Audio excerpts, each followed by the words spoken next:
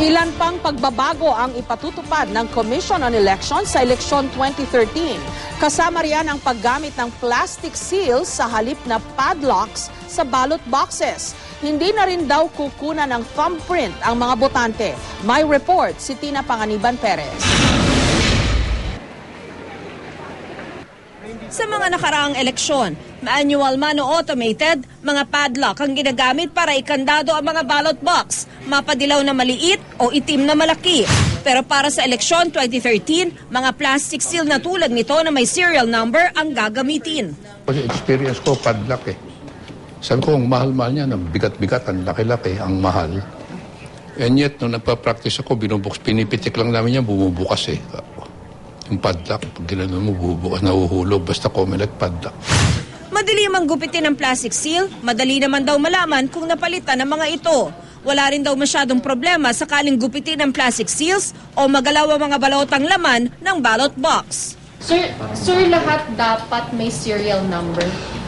Dapat. Yeah, kasi this would yung tampering eh.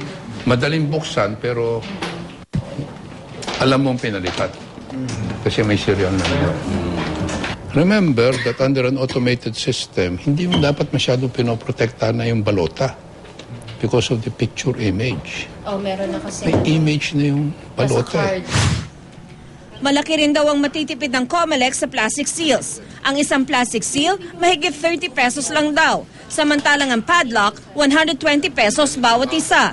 Makatitipid din ang Comelec sa thumbprint taker na nasa 24 pesos bawat isa o kabuang 12.4 million pesos ang halaga. Dahil sa eleksyon 2013, wala nang bibiling ganito ang Comelec. Hindi na kasi kukunan ng thumbprint ang botante. Dahil may biometrics na, litrato na lang ng botante sa computerized voters list ang gagamiting pangontra sa flying voters. Mas reliable ang thumb mark, ano? Pero hindi rin naman nakakalusot. Alam na rin naman namin ang ginagawa namin dyan noon. Ginaganon yung thumb mark, hindi naman nakikita. So, useless din. Mas maganda, pirmahan mo na lang. Pag nag-thumb mark ka, bago ka boto, matutumihan yung balota.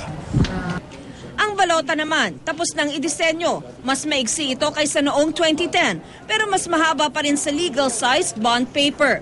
Mas kaunti kasi ang mga party list group ngayon, 123 kumpara sa 187 noong 2010. Samantala, binawasan ng Comelec ang airtime ng political ads ng mga kandidato sa TV at radyo. Base sa Comelec Resolution number 9615, ang kandidato para sa National Post ay bibigyan lang ng kabuuang 120 na minuto na airtime sa TV at 180 na minuto sa radyo sa lahat ng istasyon. Ang mga kandidato para sa lokal na posisyon naman, bibigyan ng kabuuang 60 minuto para sa kanilang poll ad sa TV at kabuuang 70 minuto para sa radyo. When we talk of leveling the playing field, mas level itong aggregate eh. Tina Panganiban Perez, GMA News.